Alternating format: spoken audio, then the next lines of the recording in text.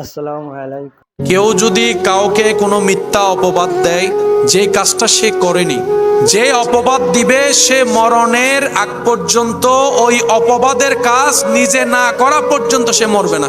আমি যদি কাউকে অপবাদ দিই অমুক ব্যক্তি চুরি করেছে, কিন্তু তিনি চুরি করে, আল্লাহ আমার জীবনে এমন কাহিনী সাজাই দিবেন, জীবনে মরার আগে আমাকে চোর হতে হবে, চুরি করতে হবে, চুরি না করা পর্যন্ত আমার মরণ হবে না।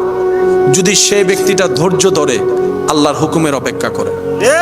যাদের সন্তান হচ্ছে না তাদেরকে একবার জিজ্ঞেস করেন, ওনারা বলবা ছেলের দরকার না, একটা মেয়ে হলো দেন, আল্লাহ একটা মেয়ে হলো দেন, একটা মেয়ে হলো দেন, আমি মা ডাকটা শুনতে চাচ্ছি, আমি বাবা ডাকটা শুনতে চাচ্ছি। সেজন্য বুদ্ধিমানরা আল্লাহর ফয়সালায় কখনো নারাজ হয় না। তারা কি বলে জানেন, আমি তো চাইলে কিচ্ছু হবে না, আমি চাইলে দিন কিংবা রাত হবে না, কিন্তু আমার রব যদি চাই রাত দিন হয়ে যেতে পারে, দিন রাত হয়ে যেতে পারে। আমার রব যেটাই দিয়েছেন আমার জন্য সেটাই কল্যাণ, আমার রব যেটাই দিয়েছেন সেটাই আমার জন্য উত্তম, আমার রব যেটাই দিয়েছেন সেটাই নিয়ামত। আমি পুত্র কন্যা বুঝি না, আল্লাহ যেটাই দিয়ে খুশি, আমি বান্দা সেটা পেয়ে খুশি। সুবহান। আসসালামু আলাইকুম। নিত্য নতুন ভিডিও পেতে চাইলে চ্যানেলটি সাবস্ক্রাইব করে রাখুন।